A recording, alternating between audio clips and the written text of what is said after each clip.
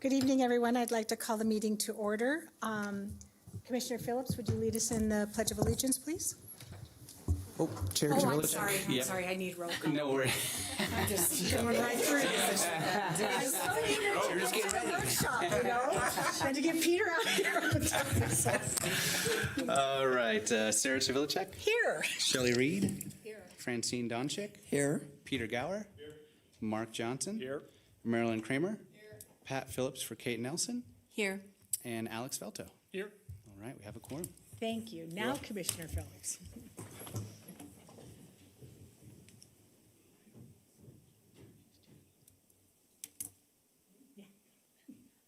Allegiance to the flag of the United States of America and to the republic for which it stands, one nation, under God, indivisible, with liberty and justice for all.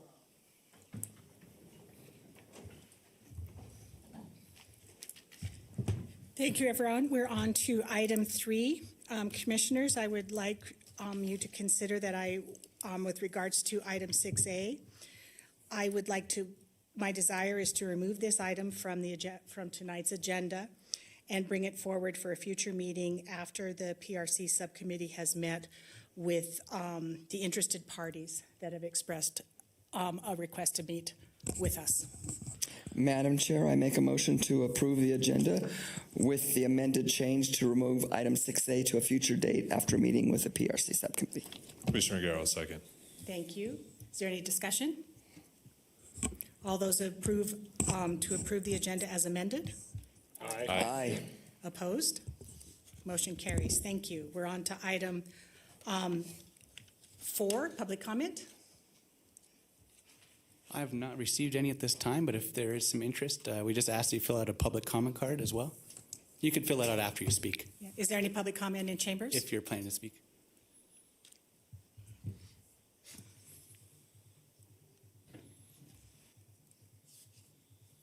Members, for the record, my name is Eddie Ablisser with Tri-Strategies, and we represent 3 public charter schools in all of Washoe County. I want to express my gratitude for bringing us and other voices in the community together to discuss and further help the item which you're considering so that we can make a valuable and reasonable plan for all the schools in this district. And so I want to express my appreciation. I also want to just acknowledge we had a member of the State Public Charter School Authority Board and a former Washoe County School District trustee that came tonight and was very excited to share his thoughts about the item, and he appreciates it being held so we can have further conversations, as well as Principal Gia Mariucci, who runs Matter Academy, which is just down the street, and they have a children's play. So she apologized, she had to leave and go back to her children's play, but she wanted to express her gratitude as well. So thank you. Thank you. Any other public comment? Please remember to fill out a card, please.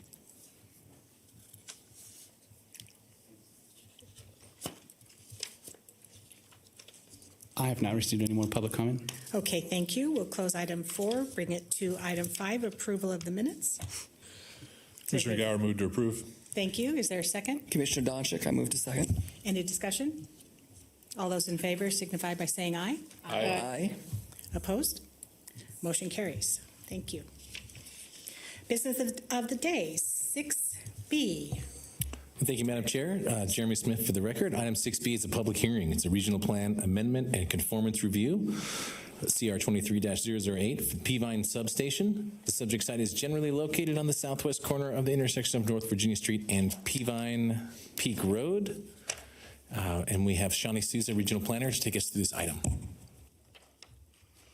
Hi everyone, Shawnee Souza, Team RPA for the record. As Director Smith said, I'll be first reviewing the Peavine Substation. This is a project of regional significance as well as a regional plan amendment. So here's an overview. As I said, this is a project of regional significance as well as a regional plan amendment, also known as a PRS and an RPA, and I'll go over that in the next couple slides as well. On the right, you can see the regional form map, and highlighted in orange is the subject site. It is located on the southwest corner of the intersection of North Virginia Street and Peavine Peak Road. And to orient you a little more, it's on the south side of 395 between Stead Boulevard and Red Rock Road.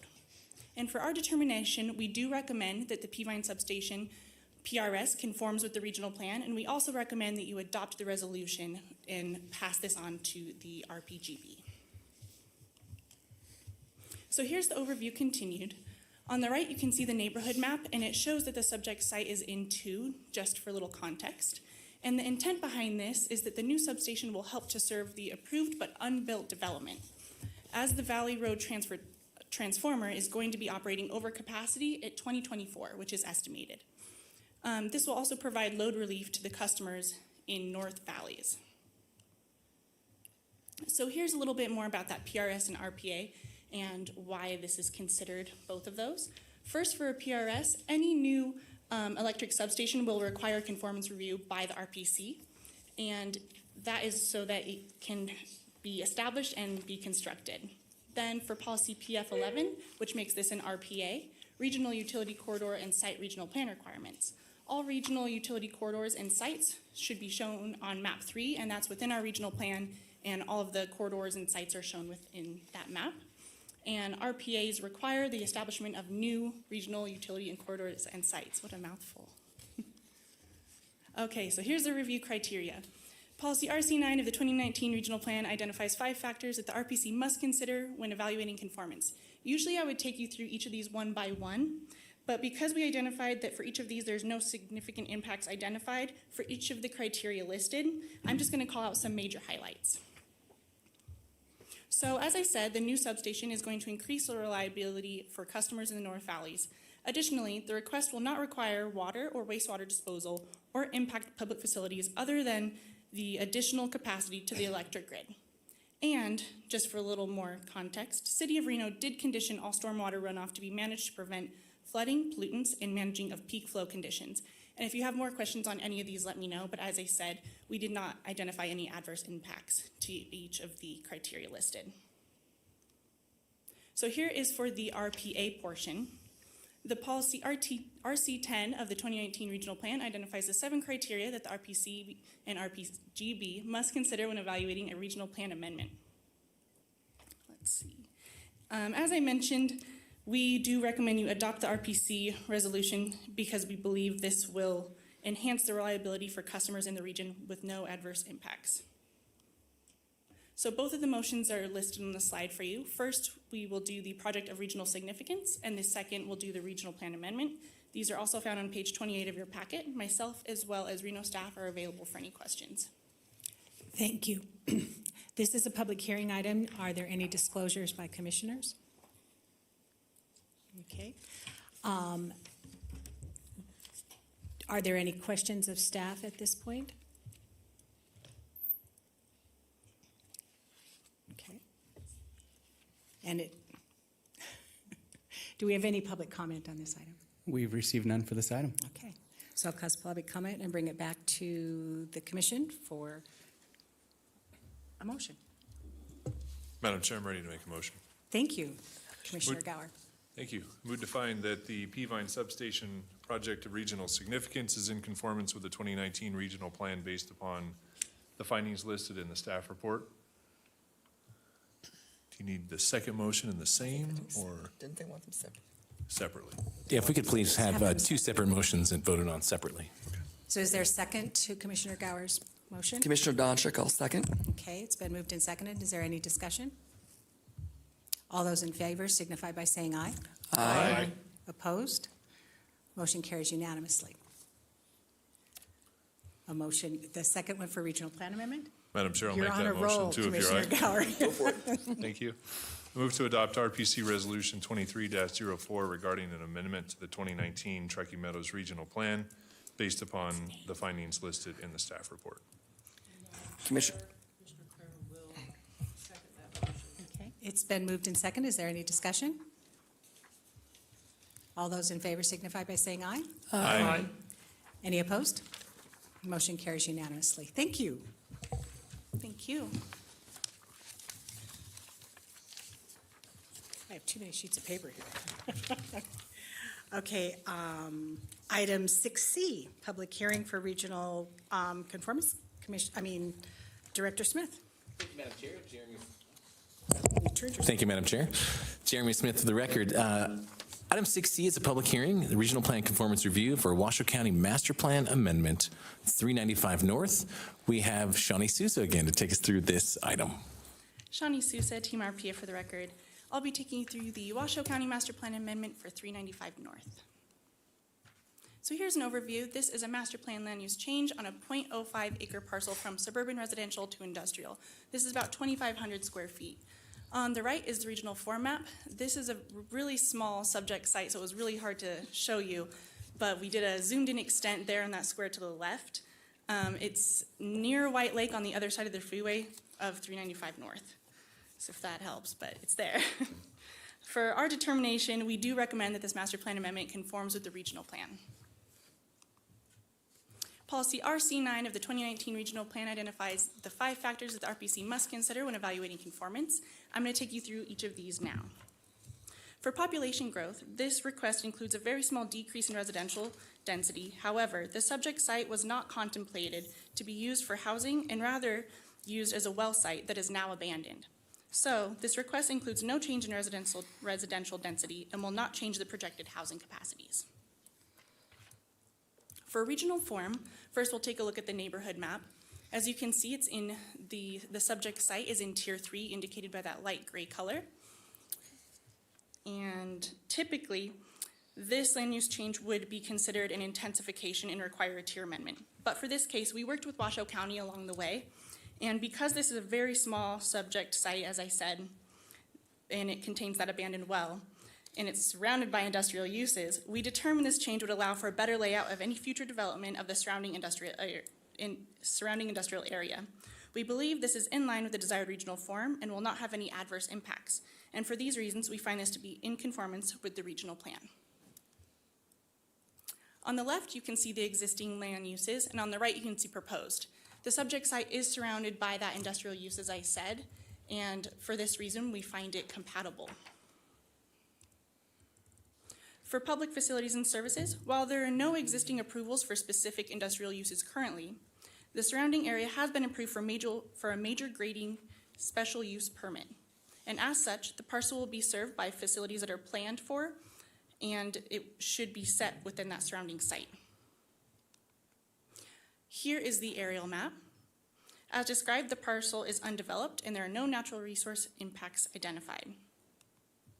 For regional coordination, as I said, we worked with Washoe County staff from the beginning in that process and talked with them on the best way to do this. And we wanted to make sure we had a good understanding of that land use change being proposed. And finally, RC9 conformance review findings is our overarching policy that's being considered now. The motion is on the screen overhead or on page 47 of your packet. Myself as well as Washoe County staff are available. Thank you. This is a public hearing item. Is there any disclosure by commissioners?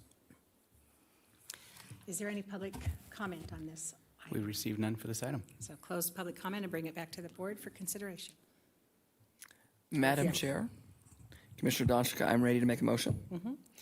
I move to find the 395 North Amendment to the Washoe County Master Plan in conformance with the 2019 Truckee Meadows Regional Plan based on the findings listed in the staff report. Madam Chair, Commissioner Johnson, I'll second. Thank you. It's been moved and seconded. Is there any discussion? All those in favor signify by saying aye. Aye. Opposed? Motion carries unanimously. Thank you. So Thank now you. we're at item 6D. Thank you, Madam Chair. Jeremy Smith again for the record. We're excited to have the first in a series of regional plan update workshops starting now. So this is going to be an RPC workshop, discussion and feedback regarding schedule and natural resource policy concepts for source water protection and watershed management. Thank you, Damien. I'll try to remember to use the button. So we're going to have a couple of short presentations to lead us in here. I'll talk a little bit about the regional plan update, and then we have staff from TUMWA and Resource Concepts, Inc. in-house here to talk a little bit about the source water protection plan that's online at washoecountycleanwater.org. And then we have various staff members here to help with the workshop component where we're going to get up and do some dot placing and talking. So, okay, here we go.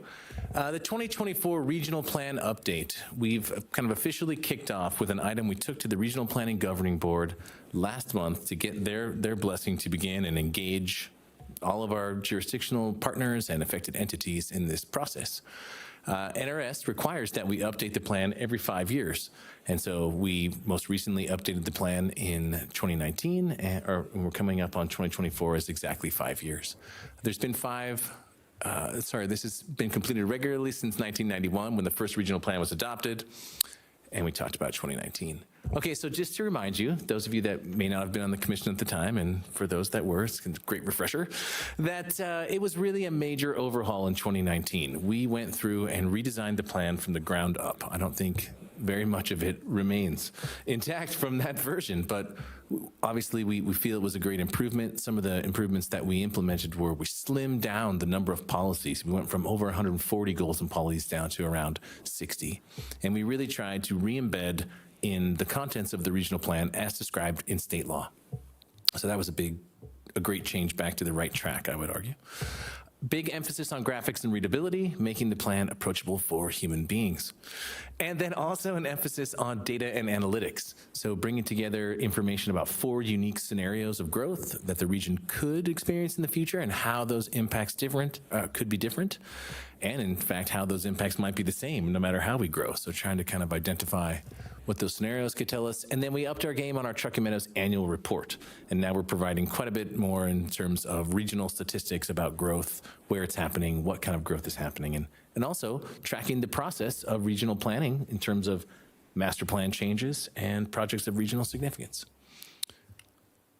Okay, so some of the kind of key highlights, right, that we really brought to bear in terms of policy during that update we moved away from an emphasis on jurisdictional boundaries. The previous regional plan still divided the region up into 3 jurisdictional TMSAs, if you will. And so we, working with our partners, changed that paradigm to be really more about a regional approach, that there's one TMSA and all jurisdictions operate within that TMSA in the same fashion, under the same rules. And to sort of address regional form, though, because we know that we don't want to have necessarily the same rules about density or approvals all across that TMSA, we implemented the Regional Land Designation System, or tiers. And so there are 5 different tiers. It's a new concept. There's been a few tier changes, but generally they've held pretty true since we adopted them. So we think that it seems to be working pretty well. And as part of the update, we're going to be evaluating how well that is working. Also, we implemented the facilities and service standards table in our public facility policy section. That's been a great advantage, I think, because what it's allowed us to do is really consider the potential impacts of a master plan land use change, even absent a project. Just when our community or we come together and we say, we want to change this chunk of land from this use we were planning for to a new use we weren't planning for, we want to make sure we're considering what are the impacts on our facilities and services based on that change right at that first moment. So that's been a great addition, we think. And another great addition is our initial review memo, or IRM. And that, for the longest time, we were not, as an agency, responding to development review memo lists and really getting in early in the process. Not really exactly sure why, but we recognized that as something we were doing not well. So now we are on the list to receive all the development review memos from the 3 jurisdictions. We search through that to make sure we're identifying which cases will require a regional review. And we're at that time proffering up our initial review memo that highlights policies or concerns we might have that we'd like to see addressed through the jurisdictional process, so that by the time it gets here kind of towards the end of the process, we're hopeful that we've coordinated and worked together to address those issues in advance. So those are some of the big policy changes that we think are really a great success. In terms of 2024 then, given that information and what we did in 2019, we are recommending, and we recommended this to the governing board as well, that we do not need a major overhaul of the regional plan for this 5-year mandated update. And in fact, we're suggesting and recommending we do some measurement of the new policies, compared to the scenario information, track kind of tiers and TMSA changes. Today I sent an email re-engaging with the Regional Plan Update Working Group, so trying to get all of our jurisdiction partners and affected entity staff together periodically from now until October of 2024 to make sure we're vetting the policy concepts and changes we're proposing for the plan together. And of course, that's just one track. We'll also be talking to this body, we'll be talking to the Regional Planning Governing Board, and we'll be talking to the public in general about all of these changes. So that's kind of ramping up the engagement. Some of the work, the targeted work, is really going to be what we noticed during the 2019 update, that we had some improvements that we could do for natural resources policy, and we also had some improvements we could bring forth for our public facility policy. So we have embarked upon our natural resources plan effort. That's been going really well.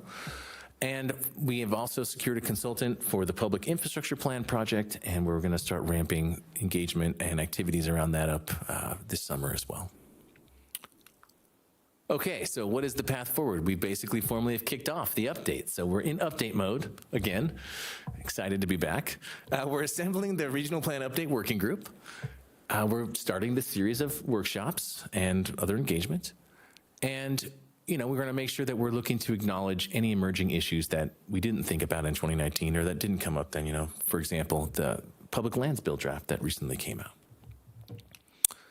Okay, so just a quick rundown, I'm almost done, of the schedule that we're kind of anticipating. And you might notice that as we get further out from this point in time, the schedule becomes a little more light. We don't know exactly what's happening, but we have a plan. So we already did a bunch of stuff in April. Now we're here in May. We did the Smart About Water event. We're getting out to every event we can possibly go to raise awareness around the regional plan, the natural resource plan, public infrastructure, and this update. Big news, in June, we are planning to host a Natural Resource Plan community conversation event on June 29th at Bartley Ranch. And we would invite everyone in this room to participate in that event. That would be something where we would do a short presentation, probably half hour, 35 minutes, something like that, and then break up and do some exercises. And the focus of the presentation, my hope, really will be around the concepts we're going to talk about today in the workshop, and then the concepts we talk about next month in the workshop. So today's about source water. Next month, we'll talk about trails. And these are two long-standing lines of research and analysis and work that we've been working on with partners for years. And so we feel that they are sort of low-hanging fruit in terms of trying to get some enhanced natural resource policy into the plan. But we're engaging this body to make sure we have that feedback before we go to the community on June 29th. Let's see, in July, we're doing more kind of events. We want to do this series called Talk with TMRPA, where we're just going to open up maybe the new facility at the RTC building, and just kind of have an open house, once a month in some fashion, a lunch and learn or a night meeting or something that the public can come and talk to us directly. So we'll have those probably every month. There's that community conversation, Thursday, June 29th, 6 to 7:30 p.m. at the Western Heritage Interpretive Center building at Bartley Ranch. And we'll, of course, start advertising this heavily. And we would ask that our partners help advertise it, too. Okay, so back to the schedule. You can see we've got those lunch and learns or some sort of events kind of happening every month. Looks like we're trying to get an actual draft of the natural resource plan out by the end of the summer.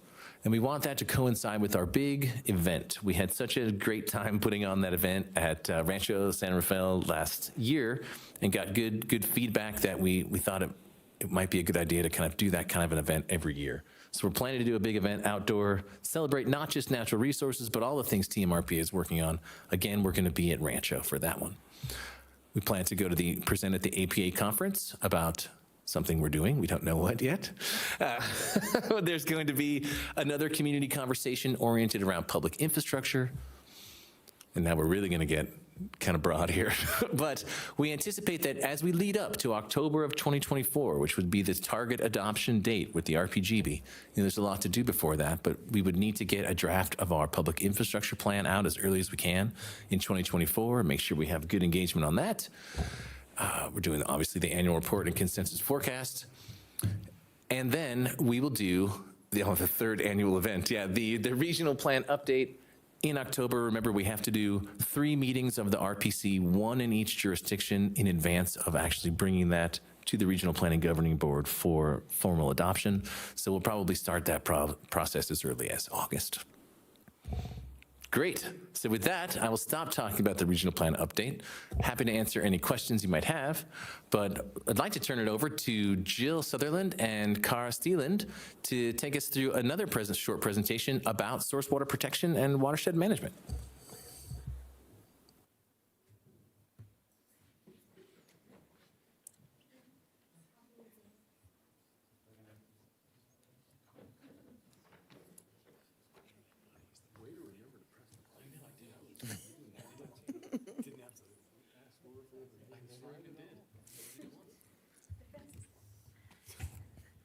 Thank you. Good evening, Commissioners. I'm Jill Sutherland. I'm with Resource Concepts, Inc. We are NDEP's technical service contractor for the Bureau of Safe Drinking Water Integrated Source Water Protection Program.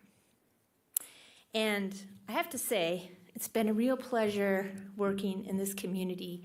We do statewide work, but from 2017 through 2020, we worked here, working on the 2020 Integrated Source Water and 319H Watershed Protection Plan for Public Water Systems, and the Truckee River and the Truckee Meadows. Recently, we've been kind of helping with implementation of certain parts of that plan. It's been a while since we brought this plan. I think we brought it back in front of everybody virtually in 2020. What's been accomplished since then? It's 2023, and it's a lot. So, source water protection. Source water protection is really the first line of defense for providing clean, safe drinking water to the public. And this planning effort is typically a local planning effort for your community to develop plans to protect your sources of drinking water, right? Because in the Truckee Meadows, your source water includes both aquifers and the Truckee River. Watershed management for non-point source pollution goes hand in hand with source water protection. So this is a joint plan. So in the planning effort, we had fantastic participation from all of these agencies, and they have continued to support updating and implementation of the plan broadly across multiple agencies. So I'm going to give you a little taste of what our most recent update looks like. NDEP is involved because we kind of provide a little technical assistance sometimes to keep the ball rolling. So the plan, Washoe County is hosted by TMRPA on their website, WashoeCountyCleanWater.org. If you haven't looked at it, click around in there. There's some fantastic stuff. In fact, Damien, why don't you open that up a little bit, and I'll just show you a couple of the key features. This includes interactive mapping and PDFs, and it comprises really the information for the countywide plan. So we have a web map tool,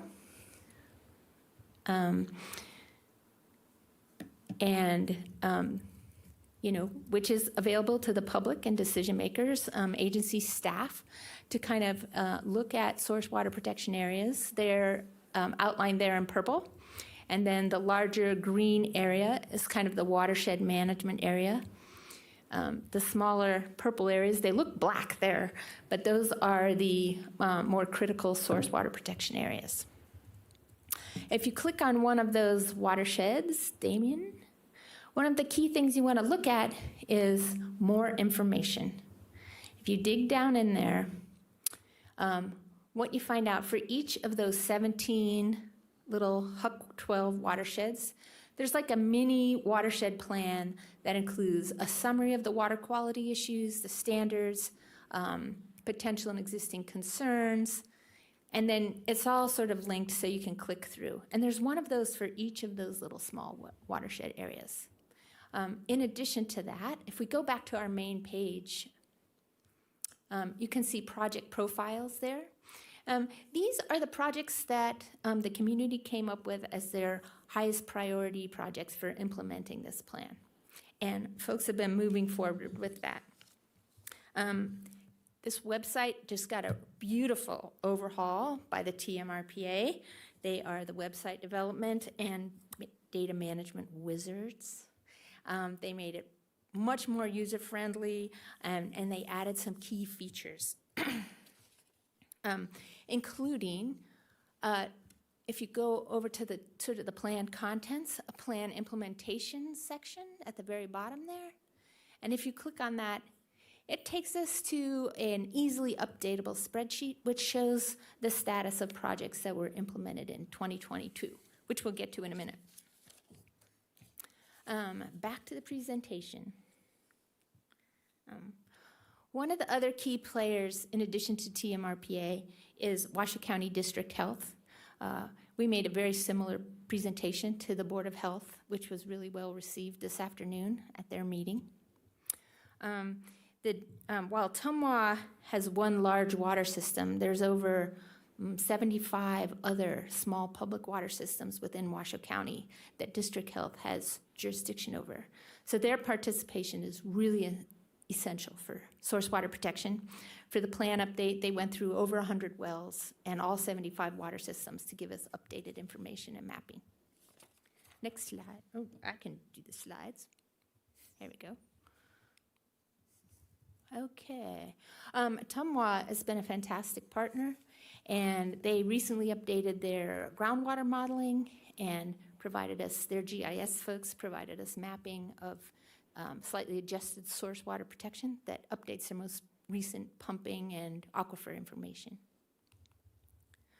So with that implementation table, that's our effort to really celebrate what this community has accomplished in just a couple of years with implementing projects.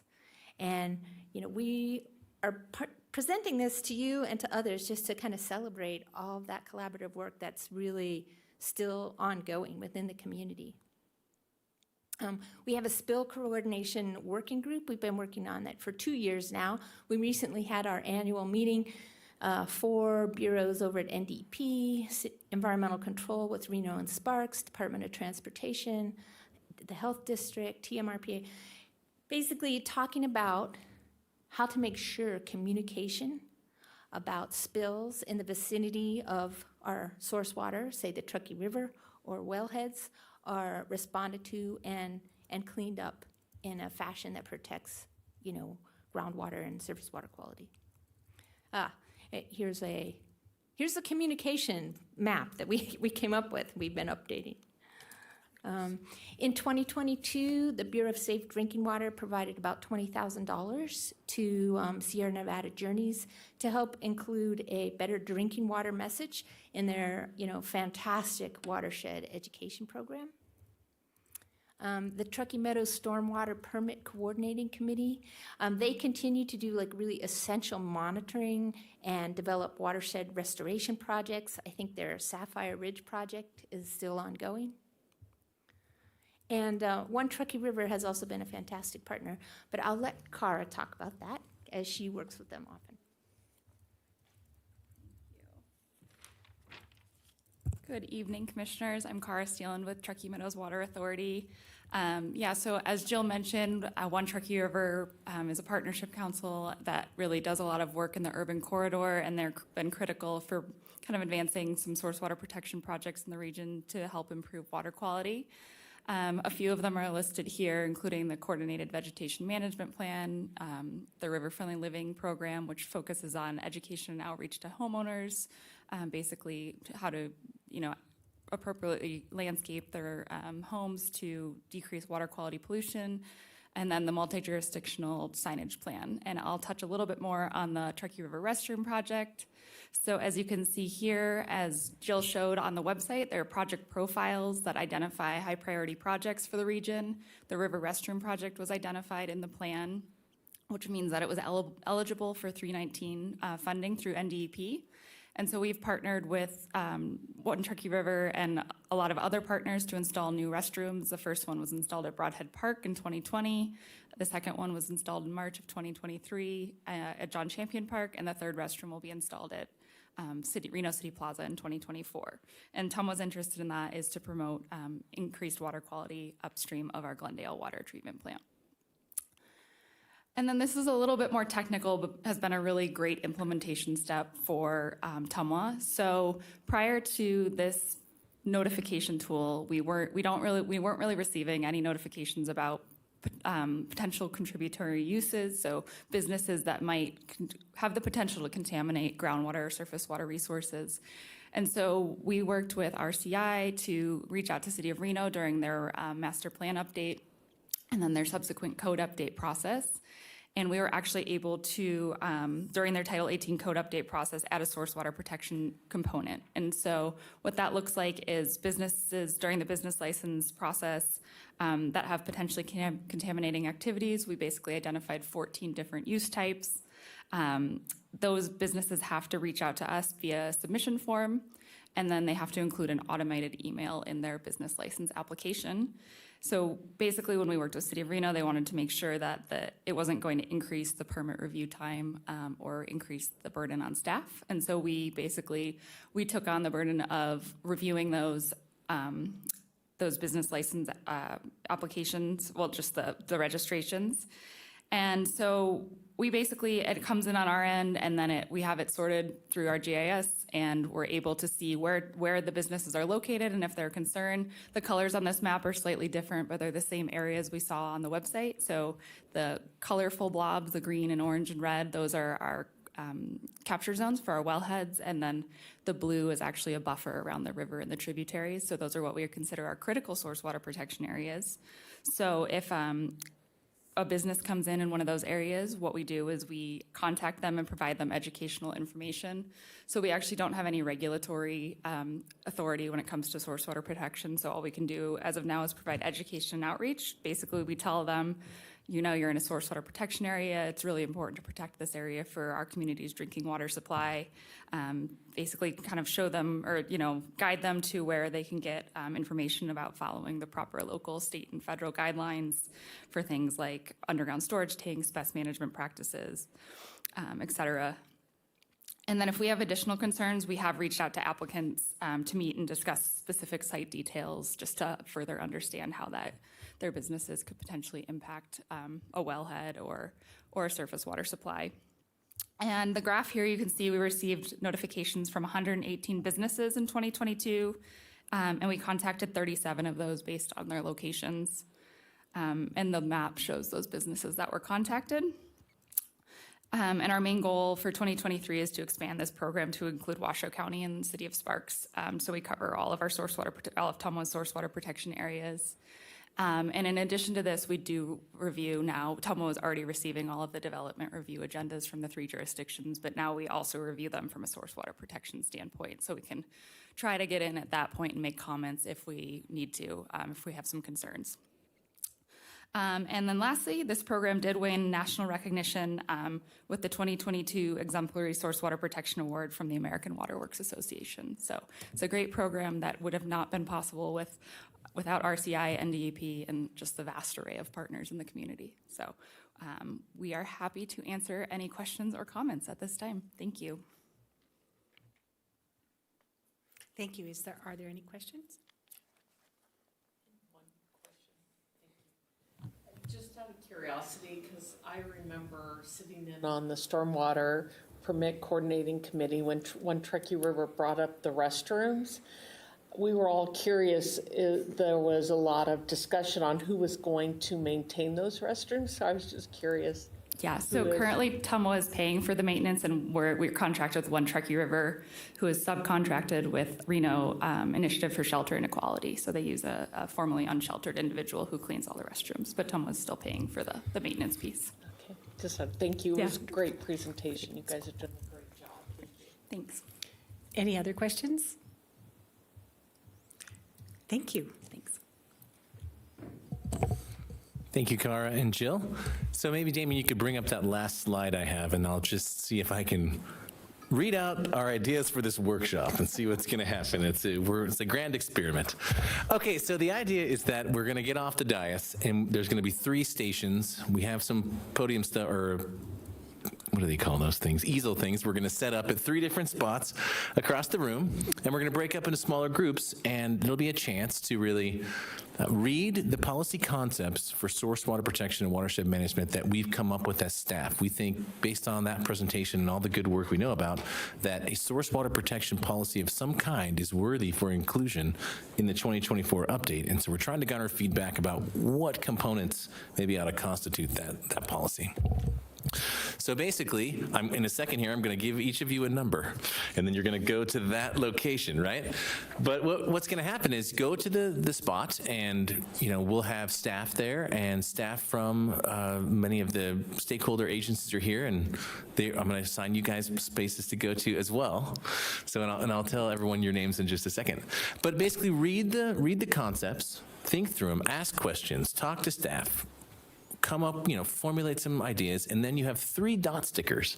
And what we're asking you to do is just rank, basically put those dots on the policy concepts that you think are the most important of the ones you see So there. is it a nominal group and I can put all 3 of my dots on one item?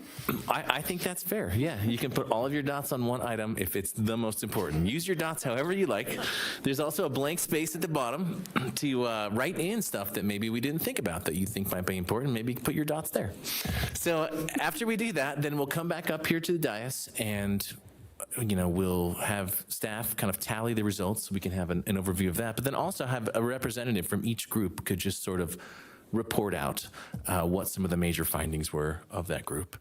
And then we can call it over. We will have some feedback. This will be fun. So it should be fun. Yeah, and I just want to point out that we do have folks that have taken time out of their schedule to come here, so thank you very much. From NDP, we have Zach Carter and Ethan. I don't know your last name right now. Ethan Mason. Okay, thank you guys very much for being here. From the WRWC, we have Kim Rigdon and Birgit Whittegren. And you already heard from Jill and Cara. And then I would also encourage jurisdictional staff, planning staff that are here to stick around and participate in the workshop as well, and just pick one. So, okay, here we go. I am going to read off. So group number 1 will consist of, so remember your number, Alex Velto, Francine Donchik, and Shelley Reed. And in addition, we'll have Shawnee, Kim Rigdon, and Ethan to be at number 1. And you guys can start setting them up if you want right now. I'd say go ahead and start getting them going. For group number 2, that's going to be Sarah Shavilacek, Mark Johnson. We're also going to have Chris Tolley, Jill Sutherland, and Zach from NDP at that one. And then finally, number 3, Marilyn Kramer and Pat Phillips, along with Damien, Birgit, and Cara. So those are the teams, and then Sienna, Lauren, Kat, you can go to one that you enjoy. And I'm going to float around and cause problems. Okay, so we're going to start it up. Say it again. Peter has to go. He has to go. We'll ensure Peter gets a chance to rank it via email. You get virtual dots. You get virtual dots. You get 12 virtual dots. Yeah, how about, Sarah, would it be okay if we take a quick 5-minute break? Oh, sure. Okay. Let this get set up. So we're recessed for 5 minutes. Yeah, Peter can allegate.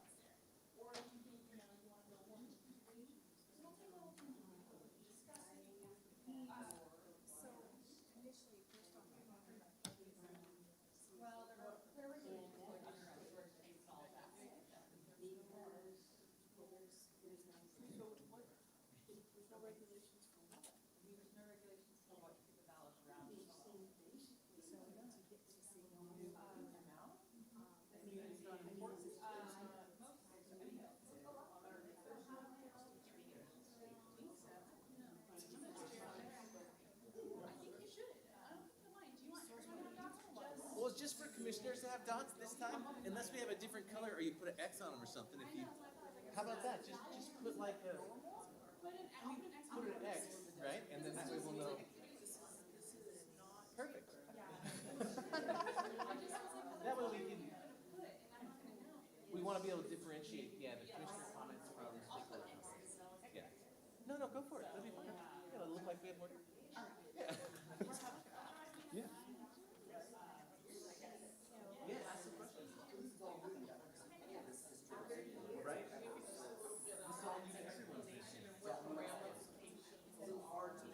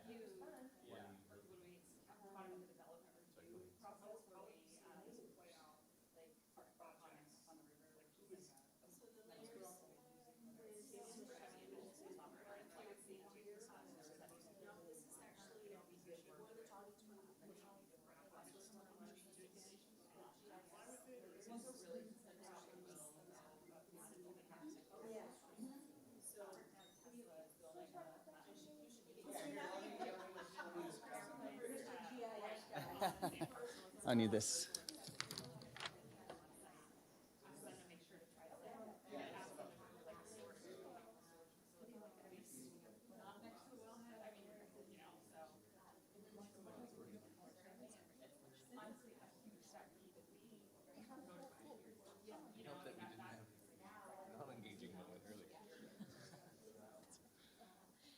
It did. Yeah. Yeah, exactly. I thought it was perfect. I think it's right.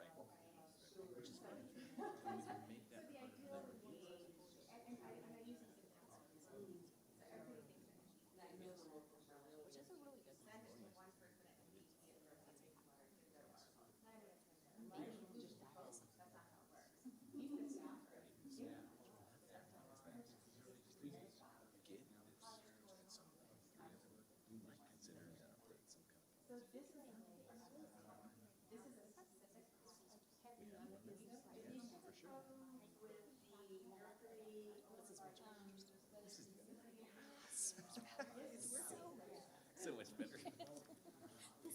Oh, we got dots over here. I like it. I know they had to clean up the rivers before they allowed Veterans Parkway. More automated.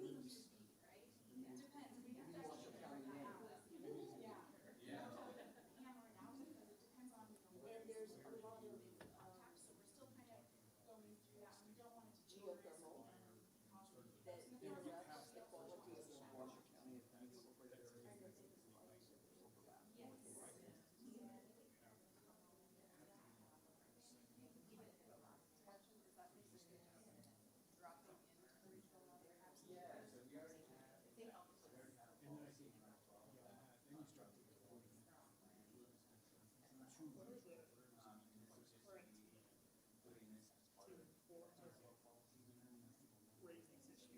it's happening most communities. A lot of this really depends on urban versus suburban, doesn't it, to what you're gonna focus on?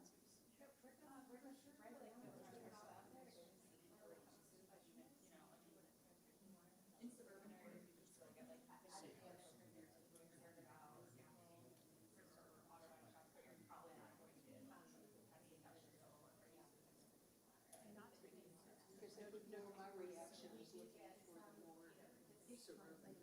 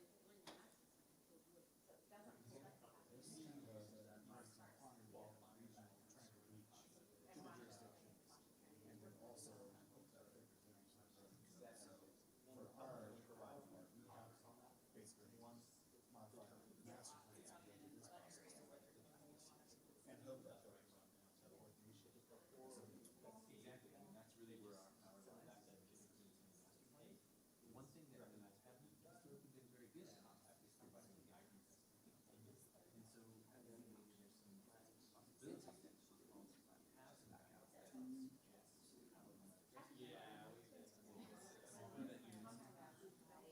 Yeah, exactly.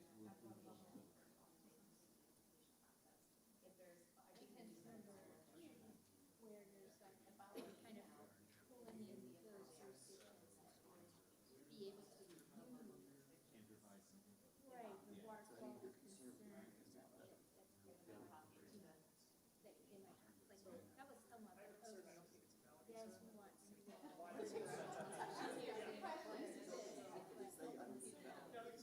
So it's a, this is limited knowledge of, so California CEQA has a lot of requirements of like environmental impact statements. And it includes regulatory requirements. When opposition and avenues, like, tell me why this is not. No, but I mean, this is something also. Yeah.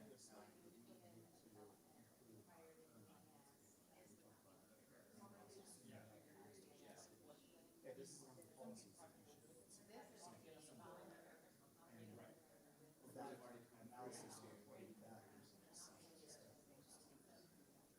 The state and federal government.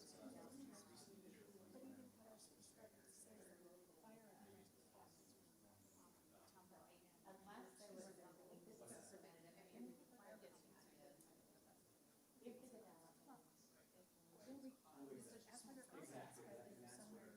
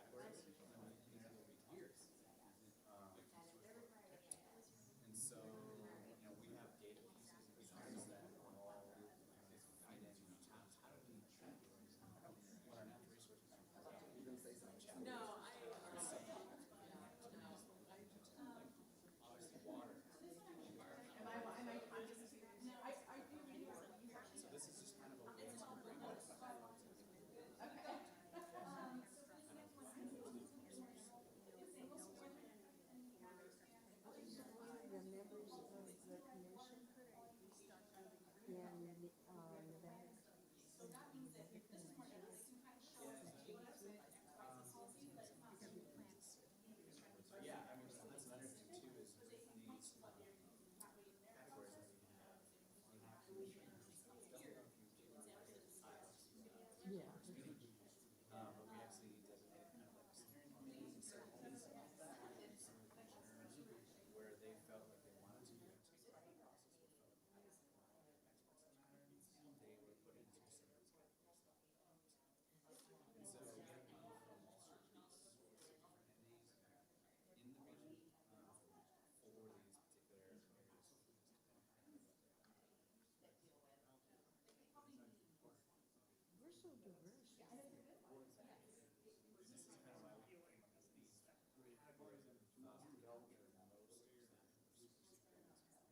mean, look at both sides of the valley.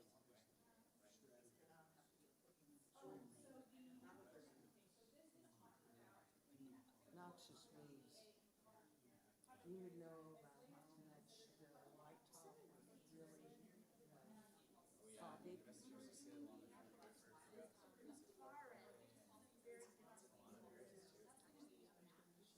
My next door neighbors, they just let it grow.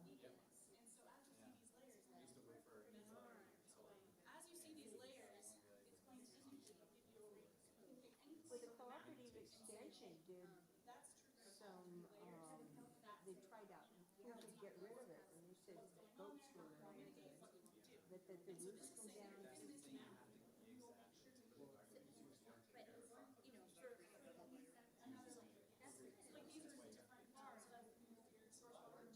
Yeah.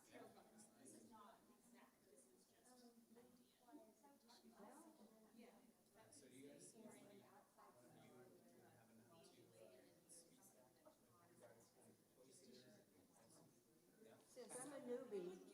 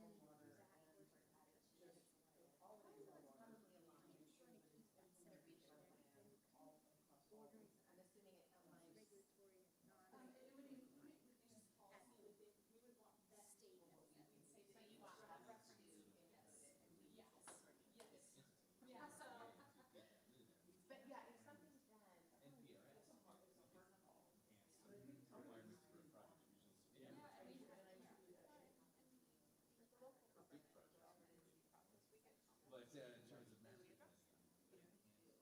Some of those are administrative, some of those go into the plan. So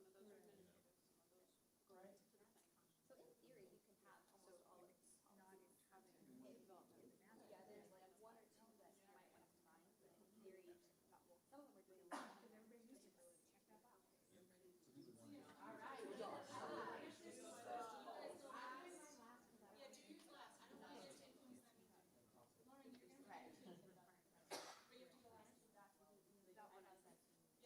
Oh, on dots. We read someone else's and like, I need the bottom. We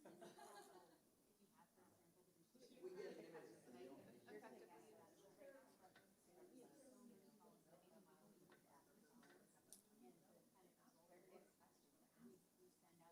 Yeah, so, but it, for program. What if this is, what if that only sometimes you get to Providing documents to read that I can. whoever has the water says. First, I need to walk in and just. I'm in law school.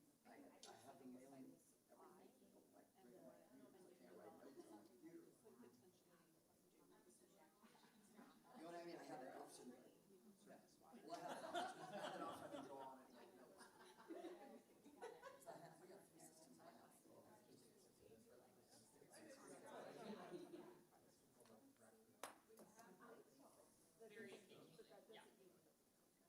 Maybe we'll take about 5 more minutes. Take those dots out there.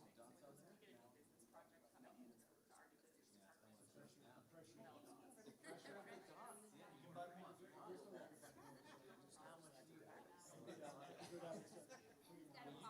You can partner with other commissioners, right? For dots. In fact, if you guys want to do dots as well. Exactly, not necessarily.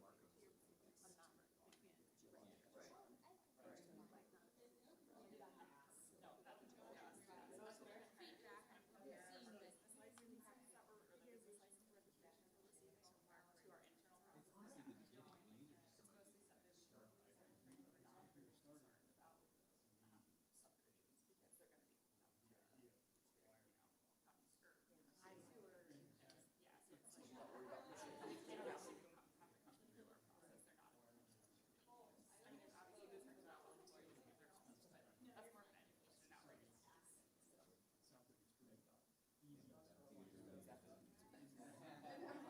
I definitely felt like a newbie. But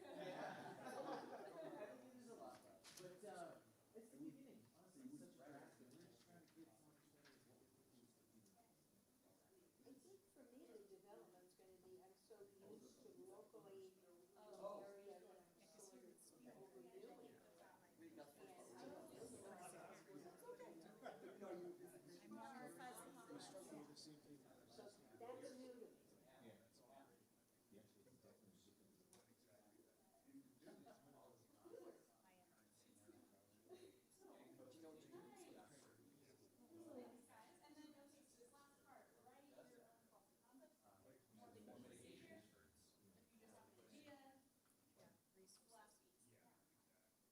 And we have this cool website and plan.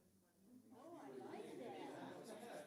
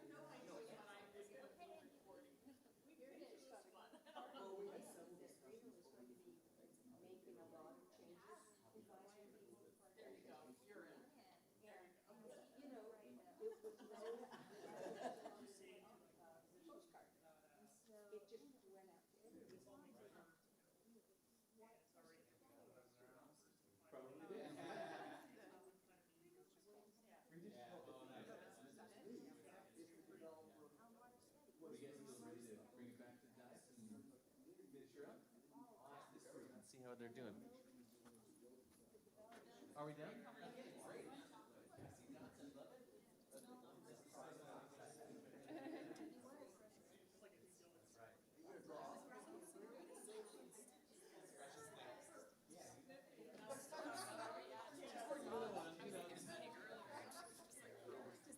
Well, I think we can head back up.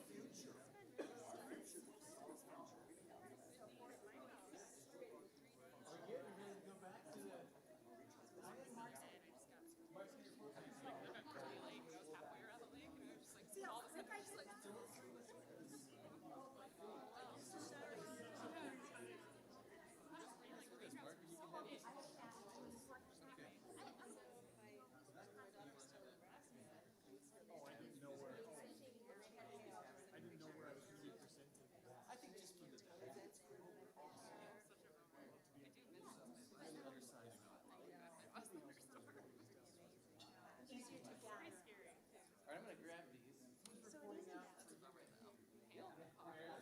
And an egg piece.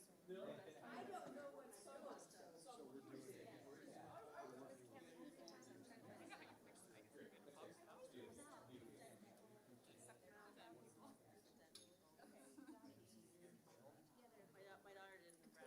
Oh. Pretty big. And I was like, oh, can you send me a picture? And she said, actually, oh, that would be so much fun.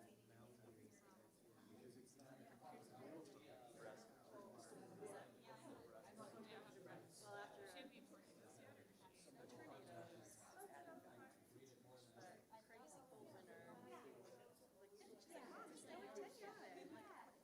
winter, like, I'm so sorry. I don't know why.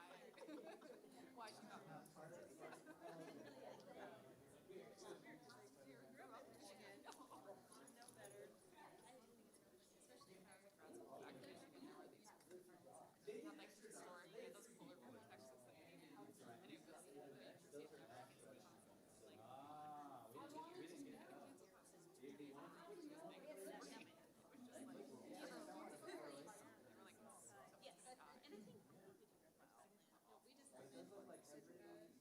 how are you today? That was our master plan, yeah. That's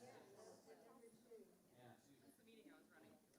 Oh, yeah. Great, I'm glad you made me. Yeah. Just very nice to meet you. Okay, let's bring these up and go back in. All right, I'll go over that. No, no. Thank you for asking them. Oh, I know. Oh, wow.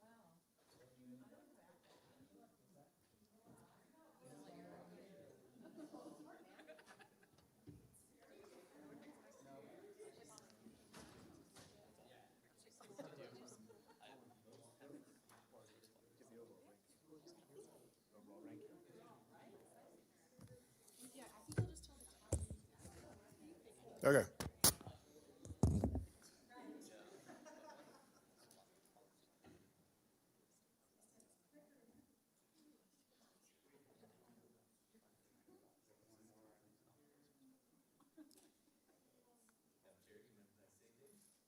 Go for it. Thank you, Madam Chair. Okay, Jeremy Smith for the record. Thank you very much for our inaugural workshop experiment there. I look forward to hearing from you feedback on maybe other strategies we can use to engage, but and kind of how effective this was or wasn't. Maybe we start with Chris giving us a tally of the dots. Chris Tolley, Team RPA giving a tally of the dots. So I have an overall vote and then a vote from the commissioners, so I won't read the entire policy, but I can.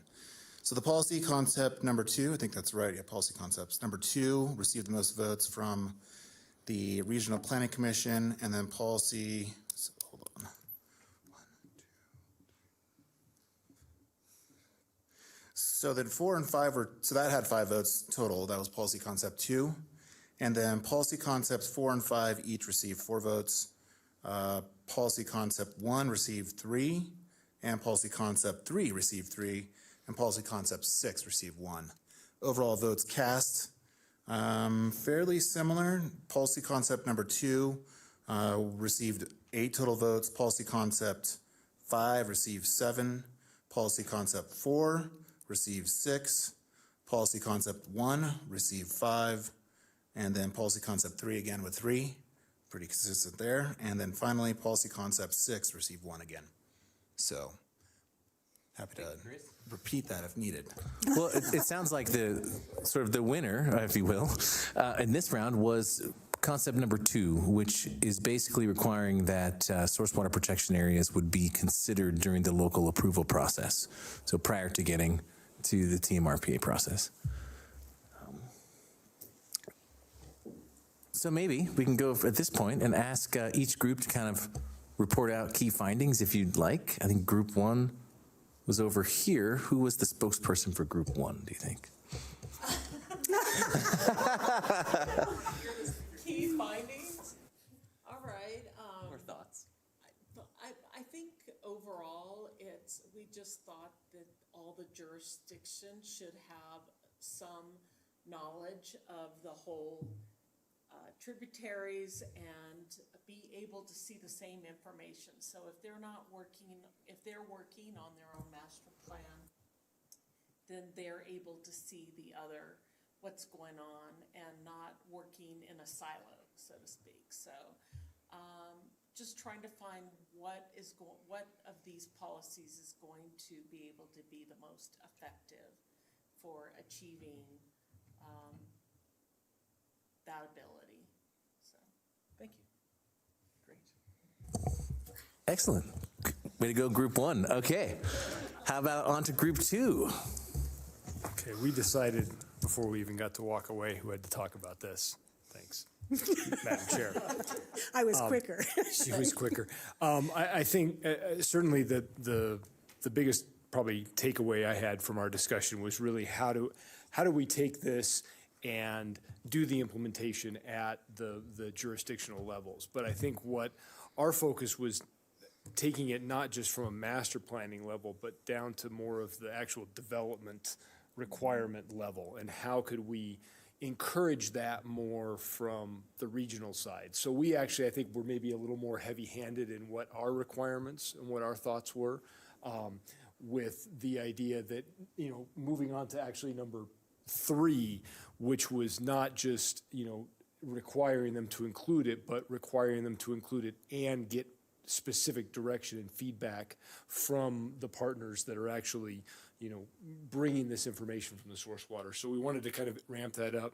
And then I think the second part of that was really how to encourage this at the development stage. What tools can we help encourage the jurisdictions to have in place? What can the partners that are in the room provide as recommendations so that when it comes in and we've got a project in a source water area, there's actually strategies available. And then I think we had a really good discussion too about the idea of how much right now is based on the business like licensing. It's not even in our jurisdiction. And how does that, so there's actually some good language, the way these things are written, that talks about it from similar plans.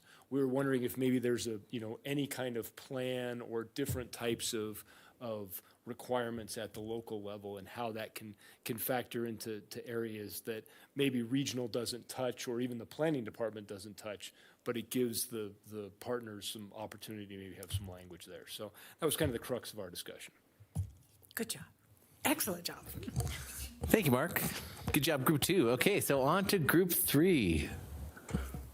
So You guys just made that super easy for me. Now I don't have to really say anything at all about anything because you just covered all of the stuff that I just wanted to cover, except for the fact that we discussed about how to make it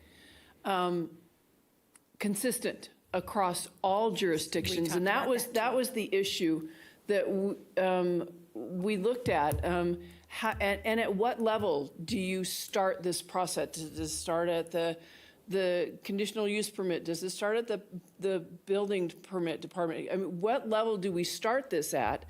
And where does it start? You know, and the consistency. If you're going to do this and make it a requirement or recommendation, you know, is it going to be a requirement or a recommendation? You know, so you have to distinguish between those two words because they're strong on either side.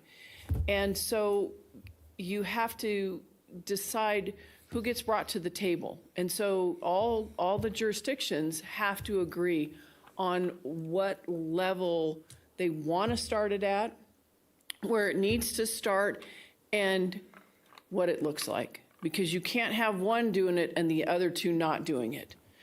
Because it won't work. The developers are going to hate you. Everybody's going to hate us. If it's just not going to work. They are going to shop where they want to build, and that's not going to work for this region either. So that was it's wonderful to be able to do that, and we need to protect the resources that we have now, so that in the future, so that our kids and our kids' kids and everybody else's kids have that resource that's still available. So that's kind of where we went as well. Yeah, we did. We talked about all of that and consistency. Yeah. So, And within, yes, exactly. And within our group, we had county planning staff that said, you know, just have a resource guide or a resource list of possible conditions that was shared across all jurisdictions. So. We also brought up that we thought it was critical, especially as the developer, the earlier we bring it into their process, the faster it is, the more they aren't feel threatened by it could hurt what they plan to do. So they're aware of why it's there and what it involves. It's easier for them to progress with their thoughts or what they're going to put forward. And I think having Tumwa on board in that process earlier in the process will help as well.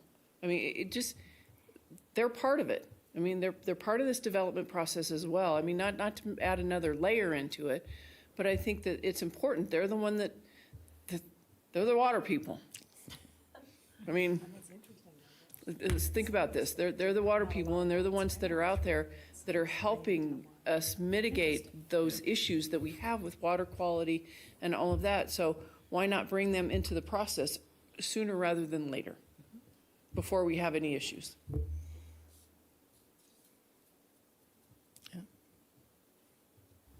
Well, just want to say thank you very much for your participation in this experimental workshop thing we did. I think it worked well. Thanks, Sarah. And thank you to our partners for being here tonight to participate as well. We really appreciate your help. Thank you.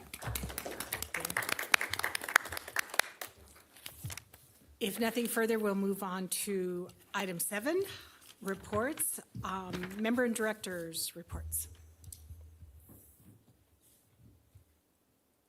Okay, go for it. Thank you, Madam Chair. Jeremy Smith for the record. Quick director's report. I just wanted to say that our interaction with the PAC interns, you guys met Savannah at the last meeting, has ended, but it was very successful. Savannah has already gotten a job at Ormat, so that's pretty cool. Wonderful. It starts in a week. And Jonah is going to do some work at Redwoods State Park, I believe it is, or somewhere up in the Redwoods. He may be back in the fall to help us with some GIS stuff. So another successful PAC internship experience. I want to remind you, I already said it once, but the community conversation on June 29th at Bartley Ranch. So we'll be broadcasting that on social media and through the airwaves soon.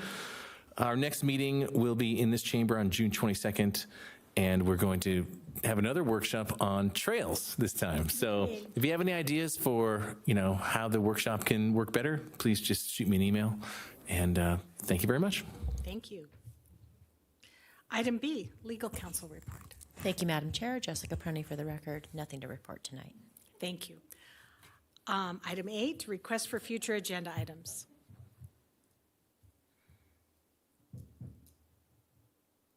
Anyone? Okay, seeing none. Item 9, public comment. There's no public comment. Okay. Item 10, written correspondence. Madam Chair, nothing except what I shared already today Yes. via the emails. Thank you. And thank you for doing that. Item 11, motion to adjourn. We're adjourned. Thank you, everyone.